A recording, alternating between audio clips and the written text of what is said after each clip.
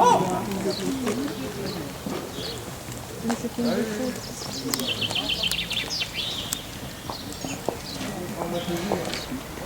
photos dehors, comme vous voyez, par Internet.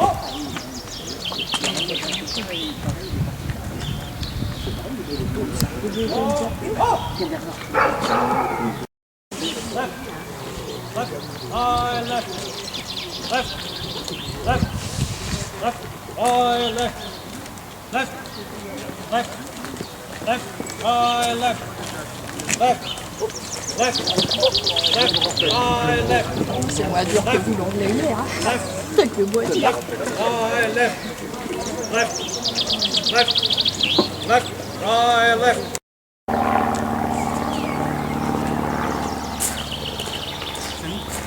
Non, non.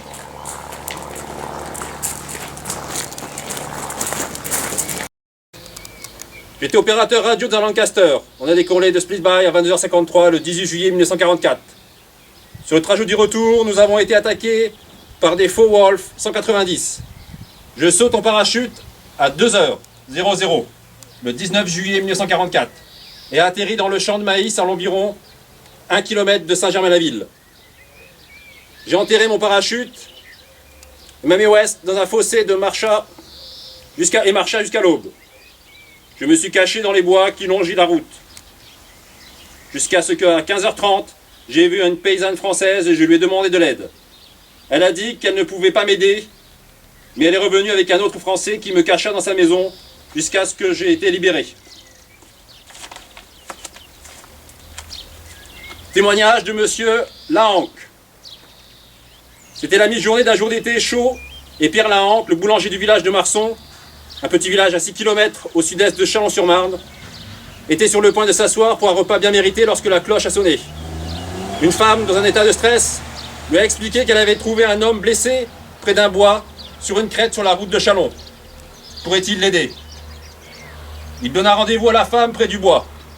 Avant de partir, il remplit son sac d'une bouteille d'eau, de sucre et une trousse de premiers soins et partit en vélo. Sur le lieu de rendez-vous, elle monta en direction des arbres. Elle montra en direction des arbres un homme blessé qui a été appuyé contre le tronc d'un sapin et qui essayait de se lever. Pierre lui fit signe de rester où il était. Il n'y avait pas à se tromper sur l'uniforme d'un aviateur allié et qu'il était réellement blessé. Pierre a indiqué à la femme qu'il était préférable pour elle de quitter les lieux. Il indique à l'aviateur qu'il devrait la ramener à sa maison, mais pas en plein jour et surtout avec cet uniforme. Pierre a demandé ce qui s'était passé à l'aviateur. Il lui a expliqué qu'il avait été attaqué par un chasseur de nuit, peut-être un FW190, qu'ils avaient pris par surprise, en quelques secondes. Les réservoirs de carburant ont explosé, et c'est que c'était la fin du Lancaster PD-210. Lui seul, l'opérateur radio, a été sauvé. Il a ajouté que le reste de l'équipage était mort.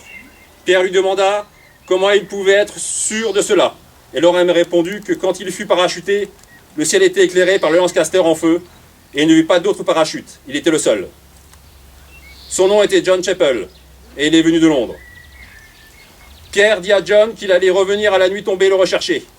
Il rentra chez lui et dit à sa femme ce qui s'est passé, puis partit à la recherche des restes du Lancaster et de son équipage juste au cas où il y aurait un autre survivant du crash. Il retrouva le lieu du crash. Il arriva sur le morceau de dérive, assis là comme un jouet, énorme, privé d'impact de balles. Puis il trouva le premier corps.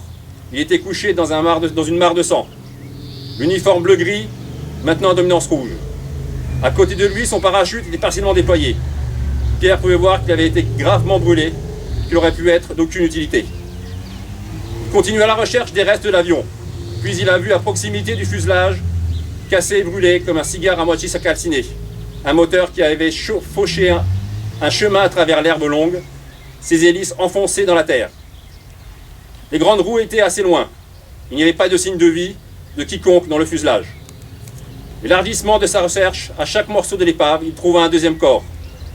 Le mort était couché sur le dos, les yeux fixes aveuglés vers le ciel. Puis un troisième cadavre, horriblement touché. Une légère brise ébouriffait les cheveux roux. Pierre lira le mot « Canada » sur la partie supérieure du bras. Les 4e et 5e hommes ont été rapidement localisés, non loin de leurs camarades. Mais pas de 6e corps. Pierre détermina à retrouver l'homme, qui pourrait peut-être être blessé, et se cacha dans le bois. La nuit commença à tomber. Il fallait d'abord retrouver Chapel Jones pour l'amener chez lui. John était inconscient, et avec difficulté, Pierre le releva et l'emmena dans sa maison de Marson. Il le soigna comme il pouvait. John avait été une écorchure sur son front et sa jambe droite disloquée. Il a également été accablé de douleur à la perte de ses camarades et était en état de choc et a refusé de parler. Il repoussa aussi l'offre de nourriture et de boissons.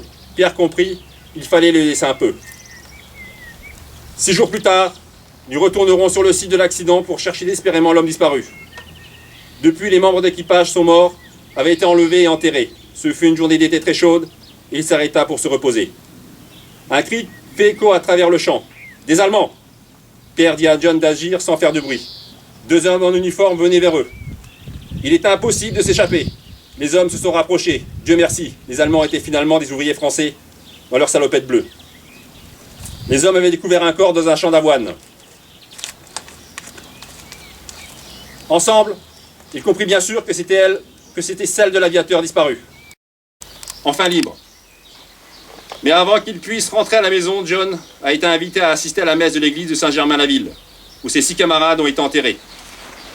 Le curé, Monseigneur Vino, convoquait tout le monde dans la zone à être présent pour rendre hommage aux jeunes hommes qui avaient donné leur vie pour la liberté. L'église était bondée à craquer quand le curé a soudainement annoncé la présence de Jean parmi eux. Ce fut un moment très émotionnel. Tout le monde a essayé de serrer la main de John et de rendre grâce pour le sacrifice suprême en leur nom. Les allocutions ont été faites et quand tout était fini, les personnes ont défilé devant les 6 tombes, à peine visibles sous une masse de fleurs. Il y avait plus d'une larme sur une joue que ce jour-là. John a dit à ses camarades enterrés « Goodbye ». Puis il retournait dans sa famille. John Chapel est décédé à Londres en avril 1984.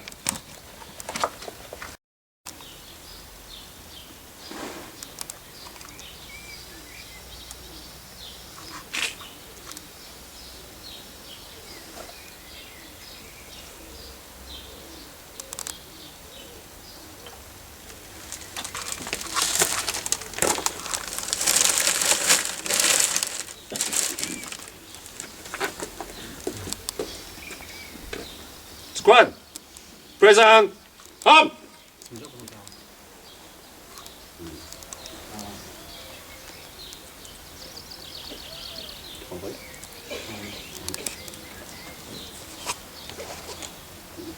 Order, home. Rest.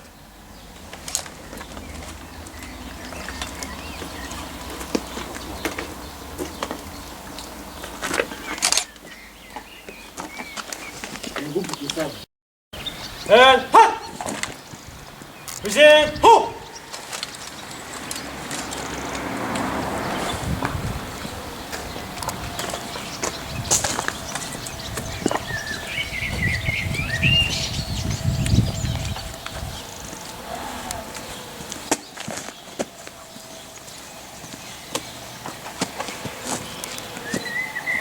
Squad, rest!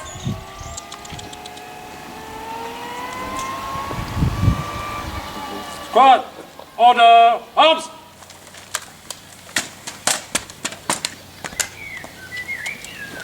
Present, arms!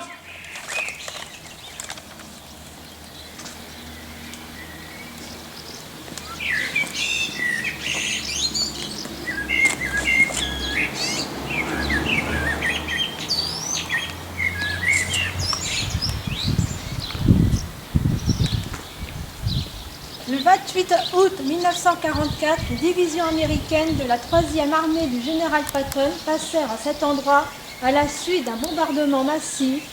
Après avoir franchi la Marne, le canal et créé une tête de pont qui permit de libérer ainsi la rive droite de la Marne.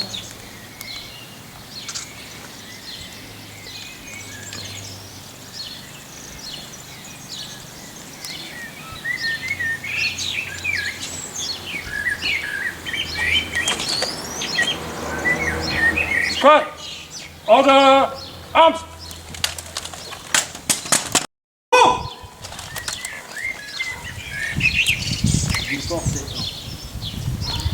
Order! Oh! 4! Oh!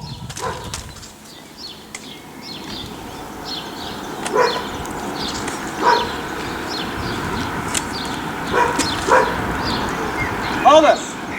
Up! Rest! 10! Head!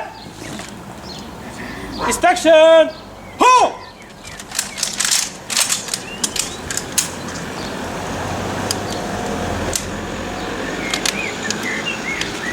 L'arme, on tire sur la glissière, vous ne la lâchez pas quand vous faites pas de business. C'est ça. Dismiss en silence.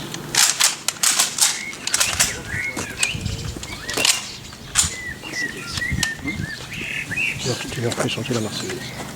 La Marseillaise? Oui.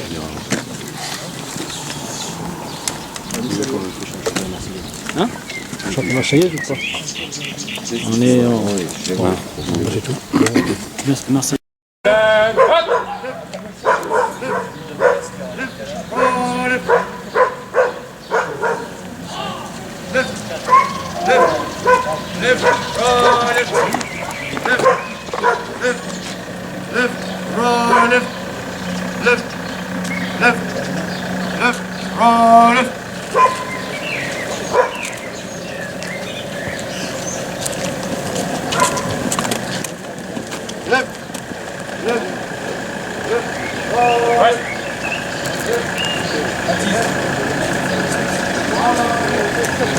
Tu récupères le drapeau, non? Oui, oui. Ah bah oui.